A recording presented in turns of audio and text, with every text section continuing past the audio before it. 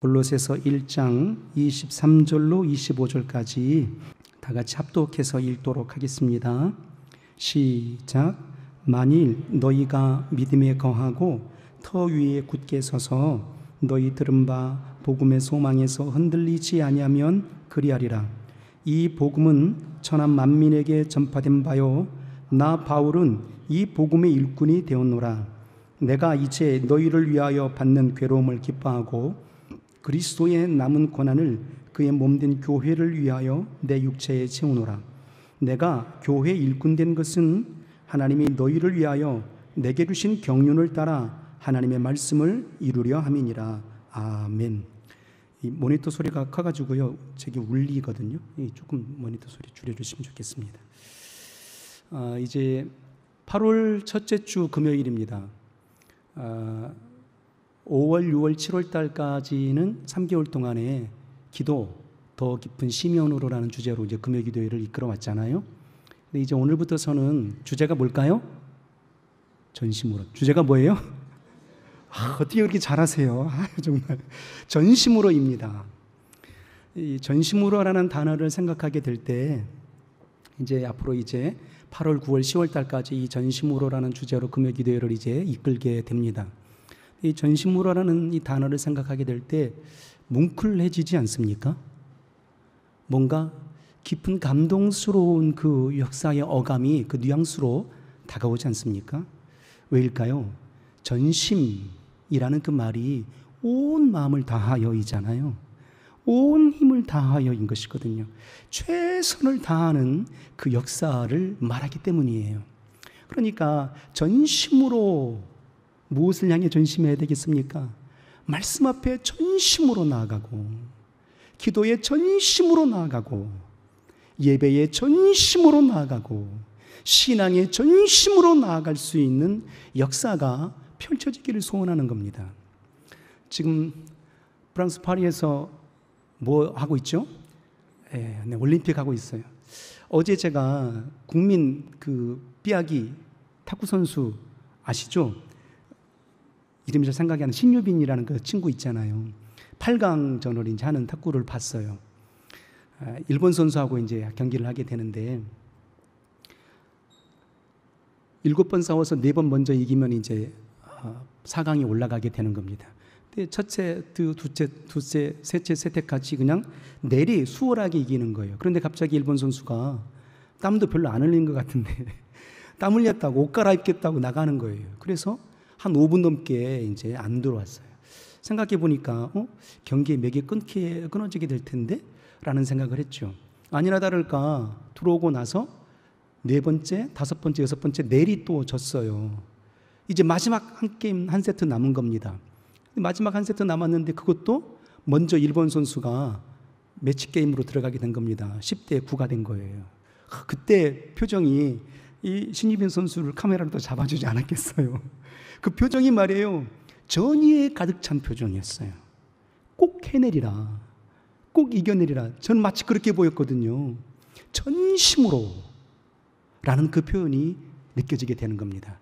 그래서 뉴스가 됐어요. 그 다음에 다시 일본 선수가 딴 겁니다. 11점이 됐어요. 이제 매치 게임이 되는 겁니다. 그런데 그 까냘픈 이 국민 삐약이 이 신유빈 선수가 말이죠, 내리 2점을 따내지 않았겠어요? 그리고 환호성을 치는데 울컥하잖아요, 이 친구가. 그때 대한민국 국민이 그 시청하면서 울컥한 분이 계셨을까 안 계셨을까요? 저도 와 이겼어 하는데 그 신입인 친구가 울컥하는 순간에 저도 울컥해지는 거예요. 왜 그랬을까요? 아마도 이 한순간의 승리를 위해서 4년 동안 열심히 피땀 흘려 전심으로 노력했던 그 수고의 땀방울이 주마등처럼 스쳤기 때문일 겁니다. 전심을 다한 결과가 그렇게 경이로운 승리의 역사를 보게 된 거죠. 우리는 이 전심으로라는 역사를 이뤄내게 되면 말이죠, 우리 하나님께서 경이로운 믿음의 역사를 이뤄주시는 산물을 보게 되는 겁니다. 세상에서 성공한 사람들이 참 많습니다. 성공하는 사람들이 말이죠, 그저 얻어진 성공의 내력들이 아니거든요. 그 성공을 이루기 위해서 얼마나 피땀 흘린 전심을 다한 노력들이 있었는가를 우리는 미루어 짐작이 된다 이 말입니다. 거저 얻어지는 것들은 없다 이 말이에요. 우리가 잘 아는 것처럼 우리 현대건설의 초대 회장이었던 정주영 회장 아시잖아요. 불모지의 땅이에요. 가난한 나라였어요. 그래서 북한에서 소 한 마리 팔아가지고 그거 싸질머지고 와가지고 이곳에 말이죠, 자동차 회사를 만들어내고, 그리고 더 나가서 이제 조선소도 없는데 말이죠, 500원짜리 거북선 나온 그 그림도 500원짜리 가지고 가가지고 그 해외에 가가지고 배 수주 받아오잖아요. 당신의 나라가 배 만들어 본 적 있느냐라고 물었을 때에 정주영 회장이 어떻게 얘기합니까? 그 500원짜리 그 500원짜리 종이지폐 보여주면서 우리 민족은 500년 전부터 철갑선 만들어낸 민족이다 라고 거의 사기치듯 해서 수주 받아오잖아요. 그래서 말이죠, 저 미포 해변에다가 말이죠, 조선소 건설하고 이렇게 나라를 부국으로 만들어낸 겁니다. 얼마나 전심으로 노력했느냐라는 것입니다. 그럼 우리 신앙은 어떠해야 되겠는가라는 거예요. 잘 아시겠지만 우리 지난주에 이제 3박 3일 동안에 뜨거운 은혜의 거룩한 역사를 경험했습니다. 아시는 것처럼 7월 말 8월 달까지는 말이죠, 우리 교회에 영적으로 충만해지는 시기입니다. 수련회가 있거든요. 각각의 부서들마다 열심으로 준비합니다. 전심으로 준비해서 은혜를 끼치게 하려고 말이에요. 좀 더 성숙하고 성장되려고 몸부림친다 이 말입니다.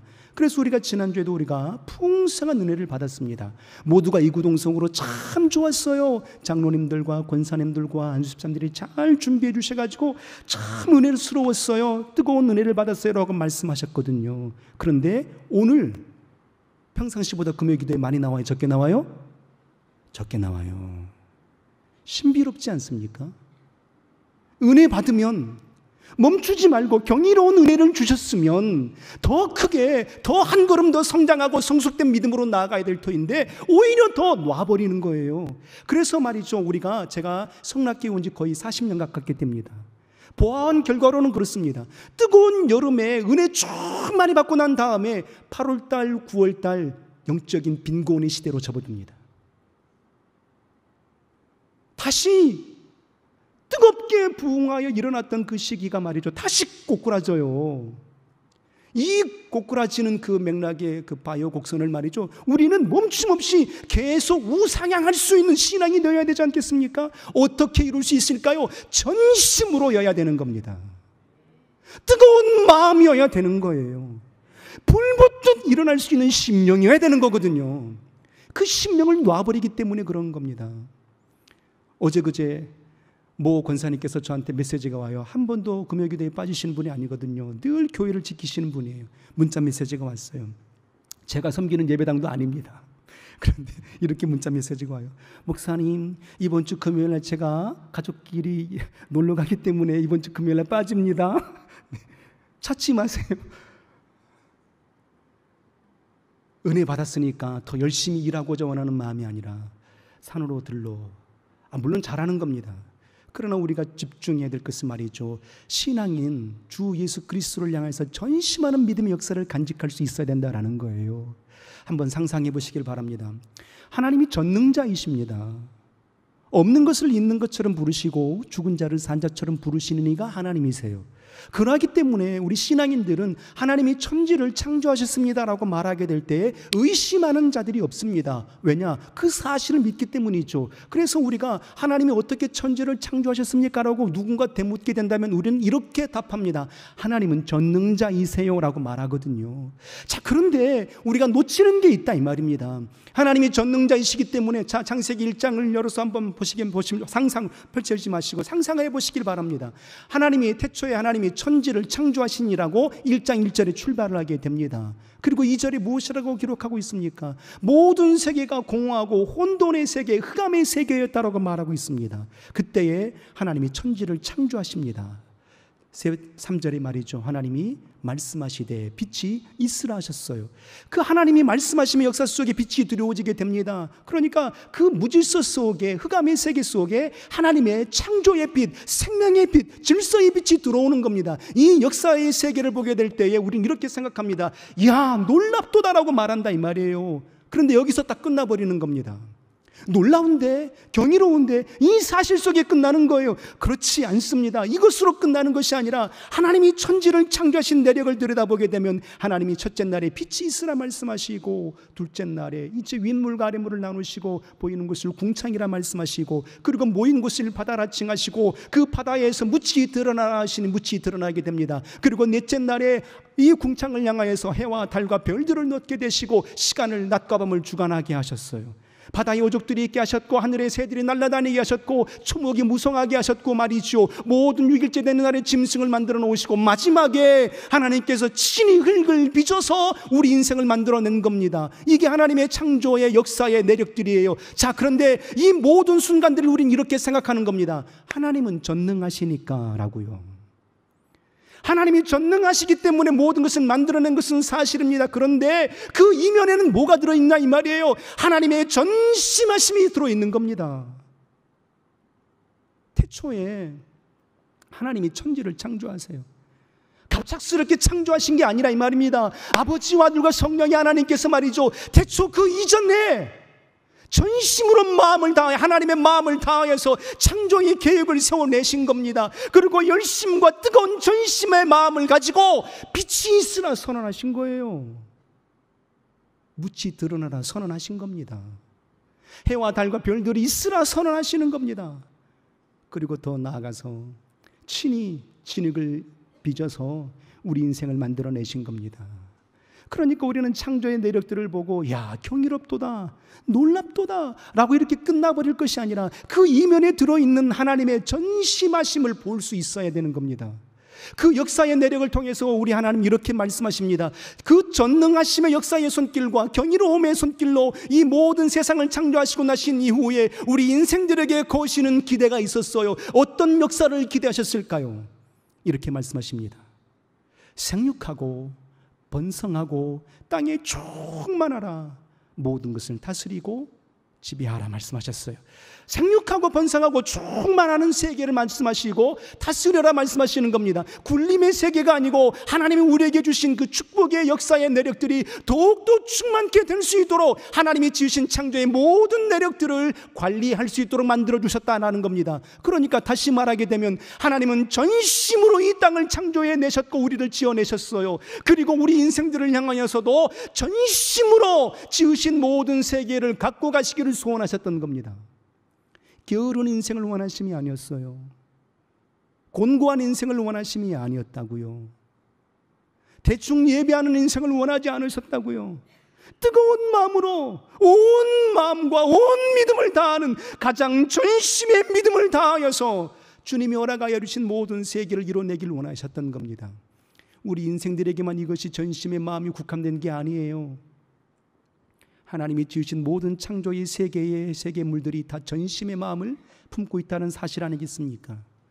겨우내 얼었던 땅들이 말이죠, 봄이 되게 되면 연한 순들이 그 얼었던 땅을 뚫고 나오게 됩니다. 이 역사를 보고 사람들은 말합니다. 야, 파란 순이 돋아나는구나, 놀랍다, 대단한데, 예쁜데, 아름다운데, 경이로운데 라고 표현합니다. 자, 그런데 말이죠, 그 어린 순이 땅을 뚫고 올라올 때 얼마나 전심을 다함이겠느냐라는 거예요. 여리고 여린 그 연약한 순이 땅을 뚫고 올라오는 겁니다. 얼마나 전심을 다하겠습니까? 어머니가 아이를 잉태하여서 10개월 동안 뱃속에 품고 있습니다. 그리고 드디어 10달이 지나고 나서 그가 출생하는 겁니다. 출생할 때 그의 산모가 얼마나 진한 전심을 다합니까? 그리고 그 태아는 얼마나 더 어머니보다 더 10배 가까운 그 전심을 다하여서 힘을 다하여서 나오는 것 아니겠습니까? 지으신 모든 세계의 역사가 바로 그런 거예요. 전심을 다할 수 있는 역사가 필요한 겁니다. 마음을 다하고 힘을 다하고 뜻을 다하여 주 내 하나님을 섬겨라라고 우리 하나님 그렇게 말씀을 하여 주셨고, 그리고 예수께서도 겟세마네 동산에서 간구하셨을 때에 어떻게 기도하셨습니까? 온 힘을 다하여서 말이죠, 힘쓰고 애쓰고 간절히 그렇게 기도하셨던 겁니다. 이스라엘 민족이 광야에서 애굽 땅에서 나오게 될 때 말이죠, 하나님의 역사하심을 보고 나오게 됩니다. 하나님이 전능자이시기 때문이라고 그들은 생각했습니다. 그런데 그 광야에 나와서도 말이죠, 광야에서 그들의 인생들을 향해서 하나님은 어떻게 역사하십니까? 홍해 바다가 갈라지는 역사를 보여주십니다. 낮에는 구름 기둥으로 밤에는 불 기둥으로 인도해 주신다 이 말입니다. 그 모든 역사가 하나님 우리에게 펼쳐주시는 역사가 어떤 역사입니까? 전심을 다하는 역사하셨잖아요. 우리는 너무 하나님이 전능자이시기 때문에 그냥 빛이 있으라면 있어지게 되는 것이고 만나가 내려오면 내리라면 내려지게 되는 것이고 홍해바다가 갈라지면 갈라지게 되는 것이고 라고 그렇게만 생각하시거든요. 그렇지 않아요. 하나님도 힘을 다하시는 거예요. 믿으시면 아멘. 무엇을 위해서요? 우리의 영혼을 사랑하시고 우리 영혼을 구원해 내시고자 원하심으로 말이죠. 전심을 다하시는 겁니다. 그 전심을 다하심의 극치의 표현이 어디에 있습니까? 우리 하나님의 독생자를 죽음으로 내몰아가시는 거잖아요. 무엇 때문에요? 우리 영혼을 사랑하시는 그 사랑의 열심이 어느 만큼 전심을 다하시는 열심이었습니까? 바로 아들을 죽음으로 내모시는 열심을 내셨던 겁니다. 그것이 하나님의 전심의 마음이에요. 이스라엘 민족이 광야 가운데서 말이죠, 놀라운 장면이지 않습니까? 아무것도 양식을 구할 수가 없는 곳입니다. 광야 속에서 말이에요. 그런데 매일처럼 하늘에서 뭐가 내려와요? 만나가 내려와요. 하얀 이슬처럼 만나가 내려오는 겁니다. 그 만나라는 표현은 말이죠, 경이롭다라는 뜻이거든요. 도대체 이것이 무엇입니까? 라는 뜻이에요. 만나, What is this? 이게 뭐예요? 라고 물어보는 거였거든요. 경이로움의 극치예요. 그런데 말이죠, 이스라엘 백성들의 광야 속에서 그 경이로움 속에 멈춰버리는 겁니다. 하늘에서 만나가 내리니까 야, 이게 뭡니까? 하나님 너무도 경이로워요 라고 해서 그 경이로움의 표현으로 만나라고 이름을 지어준 겁니다. 만나는 히브리어로 경이롭다, What is this? 이게 무엇입니까? 라는 뜻이거든요. 경이로워요 라는 거였어요. 그런데 이스라엘 민족이 그 광야 속에서 경이로움으로 멈춰버린 거예요. 우리 하나님께서는 그 경이로움의 세계로 전심을 다하여서 이스라엘 민족을 출애굽하여 내시고 광야 여정 가운데에 옷이 부르지 아니하고 신발이 터지지 아니하고 광야 속에서 물을 내어주시고 반석에서 물을 내어주셨던 역사를 보여주시고 매일처럼 만나를 내려주시는 뜨거운 전심을 다하는 뜨거운 사랑을 우리에게 베풀어 주셨지만 말이죠, 이스라엘 민족은 그 경이로움의 역사를 경이로움으로만 끝내버린 겁니다. 그래서 광야 속에서 무엇이라고 고백합니까? 이 광야 속에서 만나를 향해서 이렇게 고백합니다. 이 척박한 식물 외에는 우리가 먹을 것이 없도다 그랬어요. 처음에 만나가 내렸을 때는 경이롭습니다. 송이꿀같이 맛있고 절구에 쪄 먹기도 하고 기름에 튀어 먹기도 하고 삶아 먹기도 했고 과자맛 같더라, 꿀 섞은 과자맛 같더라 그랬거든요. 그런데 말이죠, 매일처럼 만나가 내리게 되니까 그것이 은혜가 은혜되지 않았던 겁니다. 전심의 마음이 사라진 거예요. 우리의 신앙도 똑같지 않습니까? 매주일이 있어요. 매주 수요 예배가 있어요. 매주 금요 예배가 있어요. 그러하기 때문에 매일처럼 있는 예배라 여기는 거거든요. 전심을 다하는 마음이 없는 겁니다. 오늘 못 가면 다음 주 가면 되지 하는 생각을 갖고 있는 겁니다. 그래서 우리가 예배의 모습에 설 때에 전심을 다하는 게 뭐겠습니까? 오늘 이 금요 기도회가 생애 첫 예배인 것처럼, 오늘 금요 기도회가 생애 마지막 예배인 것처럼 그 마음이 전심의 마음 아니겠습니까? 그 마음으로 우리가 예배를 준비하게 된다면 이 예배가 얼마나 사모가 되겠습니까? 예배가 가장 우선인 신앙이 될 겁니다. 그것이 바로 하나님 우리 인생들에게 거시는 기대예요. 생육하고 번성하고 땅에 충만하라 하셨던 그 충만의 세계의 믿음인 겁니다. 우리 그 전심의 믿음으로 우리 모든 예배가 살아나기를 소원합니다. 그 전심의 믿음으로 주의 몸된 교회가 세워져 가기를 소원합니다. 오늘 우리가 골로새서 1장 23절로 25절까지의 말씀을 보고 있습니다. 잘 아시는 것처럼 이 골로새서가 골로새를 기록했던 사도 바울의 모습이 어떤 모습입니까? 처절한 모습 속에 있는 겁니다. 감옥 속에 있는 모습이에요. 그런데 그가 말이죠, 사도 바울이 어떤 믿음의 역사를 보이고 있는가라는 세계인 것이거든요. 어느 만큼 전심을 다하는가 말이죠. 힘을 다하는 믿음의 모습을 보이는 겁니다. 내가 이제 너희를 위하여 받는 괴로움을 기뻐하고 그리스도의 남은 고난을 위하여 그의 몸된 교회를 위하여 내 육체에 채우노라. 내가 받는 괴로움이 있다. 그러나 나는 힘을 다하고 있다. 전심을 다하고 있다. 아직도 내가 이루지 못한 일들이 있으니 그 이루지 못한 일들을 이루기 위하여서 주의 몸된 교회를 위하여서 내 육체의 고난과 고통을 채운다라고 전심을 다하는 믿음의 표현을 하고 있는 겁니다. 자, 그렇다면 오늘 이 본문 속에서 사도 바울은 무엇을 위해서 전심을 다했을까 하는 얘기입니다. 어떤 역사를 이루기 위해서 전심을 다하는 그 믿음의 내력을 간직하고 있을까? 우리는 어떤 일들을 이루기 위해서 전심을 다해야 될까 하는 얘기입니다. 야곱이 말이죠, 창세기에 보게 되면 말이죠, 야곱이 어머니 리브가의 복중에 있었을 때부터서 쌍태로 있었잖아요. 그래서 장자의 축복권을 얻으려고 복중에서부터 싸웠습니다. 성경에 표현하기를 형 에서는 피부가 붉고 말이죠, 사냥에 능한 자라고 그랬어요. 그러니까 훨씬 더 사내답게 된 겁니다. 아시겠지만 야곱은 말이죠, 여성스러웠다 이 말이에요. 그래서 복중에서 싸웠지만 힘에서 밀려가지고 둘째 차자로 태어났던 것 아니겠습니까? 그런데 그 야곱이라는 인생이 말이죠, 정직한 방법으로 장자의 축복권을 얻어낼 수가 없어요. 그래서 어떻게 합니까? 야곱이 인생의 내력을 보게 되면 말이죠, 사기치는 인생이잖아요. 거짓으로 점철되는 인생이잖아요. 그래서 아버지 속이고 형을 속여가지고 장자의 축복권을 얻어옵니다. 그 축복을 얻어온 그 사실의 내력들 속에 어떻게 합니까? 바로 복을 얻었습니까? 아니거든요. 형 에서가 죽인다 하게 되니까 말이죠, 하란을 땅으로 삼촌 라반의 집으로 도망치게 된 겁니다. 삼촌 라반의 집에서 20년을 거하는데 말이죠, 야곱이 어느 만큼 전심을 다하여 살아가는지 한번 보셨으면 좋겠습니다. 첫눈에 반한 여인이 있었습니다. 누구였을까요? 삼촌 라반의 둘째 딸 라헬이었어요. 첫눈에 불이 번쩍 난 겁니다. 그래서 삼촌, 당신의 딸, 둘째 딸을 내게 주세요 했어요. 그랬더니 삼촌이 말하잖아요. 내가 7년을 고생하면 줄게 였습니다. 야곱이 어느 만큼 전심을 다했는지 말이에요. 그 7년을 일하는데 성경의 표현이 이렇습니다. 7년을 일하는데 수일처럼 여겼더라. 7년이 수일처럼 여겨진 겁니다. 7일도 아니고 3, 4일처럼 여겨진 겁니다. 그러니까 얼마나 전심을 다했겠느냐라는 겁니다. 전심을 다해서 7년이 지나고 나서 첫날 밤을 보냈습니다. 근데 뭐예요? 사기치는 야곱인지라 자기보다 더 큰 사기꾼을 만나게 된 거예요. 삼촌 라반이 더 큰 사기꾼이었잖아요. 그런데 라헬이 아니라 레아였어요. 얼마나 충격이었겠습니까? 항변을 하게 되니까 내가 다시 7년을 수고하면 주겠다 했어요. 다시 7년을 수고합니다. 수일처럼 여기는 겁니다. 장장 14년을 말이죠. 얼마나 집요함이 있는 인생이었습니까? 그 집요함이 말이죠, 전심을 다하는 집요함이었어요. 세상 사람들도 말이죠, 성공하고자 원한다면 전심을 다하면 성공하게 되는 겁니다. 거짓이 없거든요. 두 아내를 얻었습니다. 그런데 재산이 있어요, 없어요? 재산이 없잖아요. 그래서 야곱이 이제 삼촌 라반에게 내게 재산을 주소서 해서 꾀를 내어서 어떻게 합니까? 얼룩무늬 점박이가 나오면 내 것이 되게 하소서였습니다. 그래서 이제 멘델의 이제 유전의 법칙을 떠올리게 되는 겁니다. 그래서 실한 양들이 오게 시냇가에 물머시러 오게 되면 어떻게 해요? 버드나무하고 시틴나무 가시 벗겨가지고 말이죠, 딱 꽂아놓고서 말하는 겁니다. 상상해 보십시오. 성경에는 나와 있지 않지만 얼마나 그 마음이 전심이었겠는가 말이죠. 아마도 이렇게 여겼을 겁니다. 실한 양이 오게 되면은 그가 이렇게 주문했을 거예요.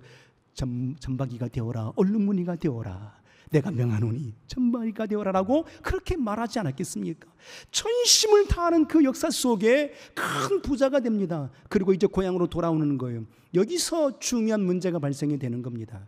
하나님이 없는 전심의 세계가 과연 누구의 것이었는가라는 거예요. 세상 사람들도 성공한다 이 말입니다. 승리한다 이 말이에요. 그러나 하나님이 없는 전심의 세계 속에 그 모든 것들이 얻어낸 것들이 누구의 것이었느냐라는 겁니다. 야곱이 형 에서가 400명의 군사를 일으켜서 그를 죽이러 온다고 하게 되니까 그 모든 재산을 다 보내고 자식들도 보내고 아내도 다 보냅니다. 그리고 야복강 나루에서 처절하게 부르짖는 겁니다. 그때 깨닫는 분량이 무엇이었겠습니까? 내 노력으로 얻어낸 전심의 세계의 산물은 결국 내 것이 될 수 없음을 깨닫게 되었던 겁니다. 여태껏 내가 살아왔던 모든 것들은 내가 스스로 성공해 보려고 원하였던 몸부림했던 세계를 깨닫게 되었던 겁니다. 그리고 난 이후에 이제 야복강 나루에서 무엇을 위하여 전심으로 부르짖습니까? 하나님의 세계를 붙드는 그의 역사로 간구하게 되는 겁니다. 주여, 나를 축복하여 주옵소서. 천사와 씨름한다 이 말이에요. 그리고 난 이후에 하나님의 응답을 받게 되는 것이죠. 그때부터서 저가 전심으로 부르짖던 기도의 제목의 내용은 바로 이런 겁니다. 하나님, 내 힘대로 살고 싶지 않아요. 내 힘대로는 살 수 없어요. 하나님의 도우심이 없이는 결단코 살아갈 수가 없습니다라고 전심으로 하나님께 매달리는 인생의 삶으로 뒤바뀌어지게 된 겁니다. 오늘 이 밤에 우리의 믿음도 스스로 살아보고자 원하는 매달림의 몸부림의 세계에서 하나님께 매달릴 수 있는 그의 역사로 뒤바뀌어지기를 주님의 이름으로 소원합니다. 그때에 야곱의 이름을 무엇이라 바꿔주게 되는 것입니까? 너의 이름을 이스라엘이라리라 라고 그렇게 바꿔주셨고, 그리고 야곱이 어떤 인생으로 살아갑니까? 여수론의 삶으로 살아가게 되는 겁니다. 의로운 삶을 살아내게 되었던 겁니다. 언제요? 오직 하나님의 도우심을 힘입고자 원하는 전심을 다하는 세계 속에 여수론의 삶을 살아나게 되었던 것입니다. 우리 이런 신앙이 되길 원합니다. 내가 직분자였기 때문에 금요기도에 나왔습니다. 내가 장로님이고 권사님이고 내가 안수리 집사이기 때문에 온 것입니다 라고 말하시는 분들이 혹시 있을지 모르겠습니다. 잘하는 분량일 수도 있겠습니다. 그러나 우리가 이 생각을 바꿔야 되지 않겠습니까? 이 교회 누구의 열심과 누구의 전심으로 세워진 곳입니까? 하나님의 열심과 하나님의 전심으로 세워진 곳이잖아요. 주 예수 그리스도의 피 흘려주심에 그 전심을 다하는 세계 속에 이 교회가 열려지게 된 것이고 예배가 열어지게 된 것입니다. 하나님이 마음 다하여 전심으로 이곳을 열어주셨으니 우리도 전심을 다하여 주께 다가설 수 있는 역사와 이적이 펼쳐지기를 주의 이름으로 소원합니다. 이제 오늘 사도 바울이 무엇을 가지고 전심을 품었는지 그 내력을 한번 보도록 하겠습니다. 자, 우리 성경을 한번 보도록 할까요? 자, 우리 25절을 한번 읽도록 하겠습니다. 사도 바울이 무엇을 가지고 전심을 펼쳤는지 말이지요. 세상의 것들을 위하여서 전심을 내고 있는지 아니면 하늘의 것을 위하여서 전심을 내고 있는지 말이에요. 그 역사를 우리도 보고 배워보도록 하겠습니다. 25절을 한번 읽도록 하겠습니다. 시작. 내가 교회의 일꾼 된 것은 하나님이 너희를 위하여 내게 주신 경륜을 따라 하나님의 말씀을 이루려 함이니라. 아멘. 내가 교회의 일꾼 된 것은 하나님이 너희를 위하여 내게 주신 경륜을 따라, 무엇을 따라? 하나님의 경륜을 따라, 하나님의 뜻을 따라인 것입니다. 내가 지금 열심을 내고 전심을 다하는 그 이유가 있는데, 그 전심을 다하는 이유는 내 뜻, 내 생각, 내 방법, 내 아집, 내 고집이 아니고 하나님이 내게 주신 뜻을 따라였던 겁니다. 하나님이 내게 주신 뜻을 따라 하나님의 말씀을 뭐하려 하심이라? 이루려 하심이라 그랬어요. 하나님은 내게 부르셨다. 내가 다메섹 도상에 예수 믿는 자들을 핍박하러 갔을 때에 사람들은 알지 못하는데, 같이 갔던 무리들은 듣지 못하는데 나는 음성이 들려왔다. 사람들은, 같이 가는 무리들은 빛을 보지 못하는데 나는 빛이 보였다. 그 빛과 음성 앞에 나는 고꾸라져서 그의 음성 앞에 내가 이렇게 되물었는데, 주여 니시오니까라고 물었을 그때에 주의 음성이 내가 핍박하는 예수니라는 답을 듣고 난 이후에 우리 하나님이 사도행전 9장에 말씀하셨을 그때에 사도 바울을 향해 이렇게 말씀하십니다.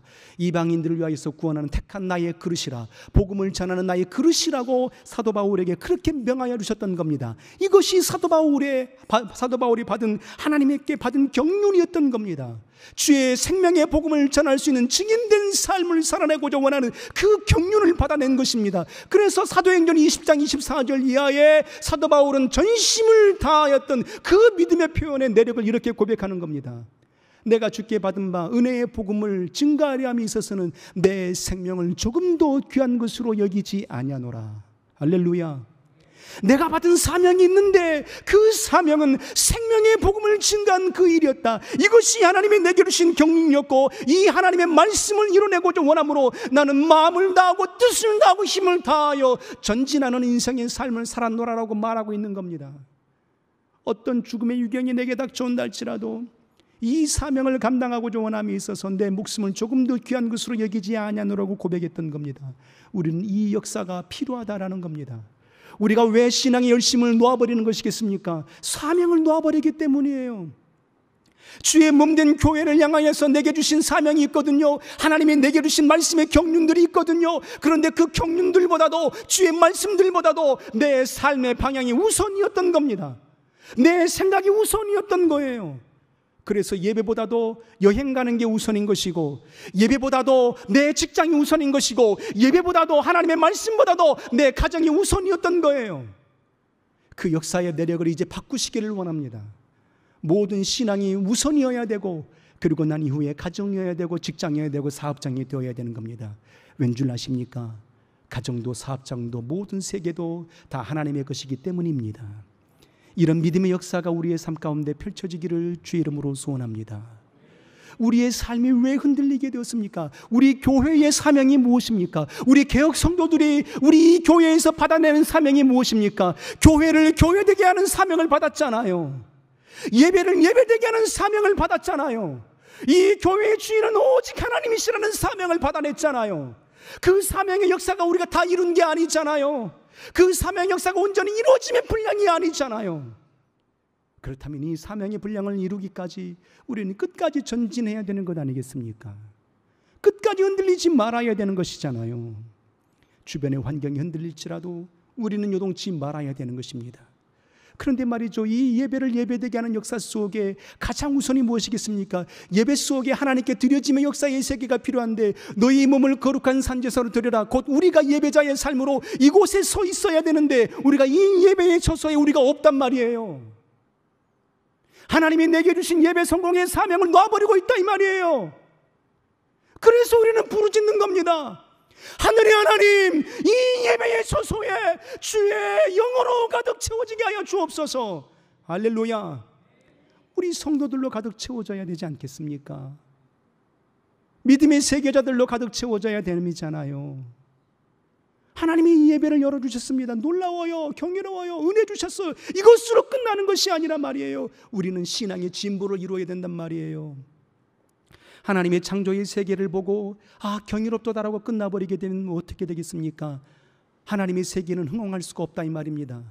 아이가 태어납니다. 모든 부모들이 기뻐하고 박수를 칩니다. 영광을 돌린다 이 말이에요. 그런데 그 아이가 경이로만 끝나버리고 자라가지 못해요. 여전히 그 아이로만 있다 생각해 보십시오. 이건 절망이잖아요. 예배가 예배로서만 멈춰버리게 되면 어떻게 되겠습니까? 성도가 없는 예배가 무슨 예배가 되겠습니까? 예배가 멈춰버린 예배처럼 부응하지 못하는 예배라면 무슨 의미가 있겠습니까? 우리 더욱더 마음을 새롭게 함으로 전심을 다하여서 더 큰 믿음의 부흥의 세계를 이뤄가는 우리 모두가 되기를 주의 이름으로 소원합니다. 오늘 그래서 우리가 이 역사의 세계, 우리에게 주신 이 예배 부흥의 역사의 사명을 우리가 받은 자가 되었으니 말이죠. 어떻게 해야 될까요? 23절도 한번 읽어볼까요? 23절에 사도 바울은 이렇게 말합니다. 내게 주신 하나님의 뜻을 이뤄내고자 원함으로 나는 그 모든 환경 가운데 흔들리지 않는다라고 말하고 있다 이 말이에요. 23절 우리 큰 소리로 읽겠습니다. 시작. 만일 너희가 믿음에 거하고 터 위에 굳게 서서 너희 들은 바 복음의 소망에서 흔들리지 아니하면 그리하리라. 이 복음은 천하 만민에게 전파된 바요 나 바울은 이 복음의 일꾼이 되었노라. 믿음에 거하고 터 위에 굳게 서서 너희 들은 바 복음의 소망에서 뭐하면 흔들리지 아니하면이에요. 환경에 무너지지 않는다 이 말입니다. 환경 앞에 지배당하지 않는다 이 말이에요. 세상 앞에 굴복하지 않는다 이 말입니다. 왜요? 주의 주신 사명이 크기 때문이에요. 주의 생명의 역사가 크기 때문이에요. 그래서 우리도 환경에 흔들리지 않는 역사가 있기를 원합니다. 언제까지 이 복음을 굳건하게 지켜내야 되겠습니까? 오늘 28절에 이렇게 말합니다. 읽지는 않았지만 우리가 그를 전파하여 각 사람을 권하고 모든 지혜로 각 사람을 가르치면 각 사람을 그리스도 안에서 완전한 자로 세우려 함이니라. 언제까지 전심을 다해야 될까요? 라고 묻는다면 사도 바울은 이렇게 답하는 겁니다. 모든 자들이 완전하게 세워질 때까지라고 말이에요. 완전함은 하나님의 속성입니다. 우리는 완전해질 수 없다 이 말입니다. 그럼 언제가 완전일까요? 주 예수 그리스도 강림하시는 그때에, 재림하시는 그때에 우리가 첫째 부활에 동참하는 역사가 바로 완전케 되는 그날인 겁니다. 그러니까 주님 다시 오시는 그날까지 우리는 전심을 다하는 신앙인들이 되어야 되는 겁니다. 우리 교회가 어떤 교회여야 될까요? 우리 교회가 참으로 하나님이 기뻐하는 교회는 어느 교회일까요? 전심을 다하여 하나님을 섬기는 교회인 겁니다. 전심을 다하여 예배 성공이 이루어지는 교회인 겁니다. 전심을 다해서 영혼을 살려내는 그런 교회인 겁니다. 어느 장로님이 말이에요. 일산 예배당에 전 영혼을 전도시켜 주셨어요. 잘 좀 양육해 달라고 친구분을 전도시켜 주셨어요. 어느 장로님이. 그러면서 제가 이렇게 물었죠. 아우, 이렇게까지 전도해 주시네요. 그랬더니 내가 그래도 장로인데 전도해야 되지 않겠습니까? 라고 말해요. 그 마음이 있어야 되지 않겠습니까?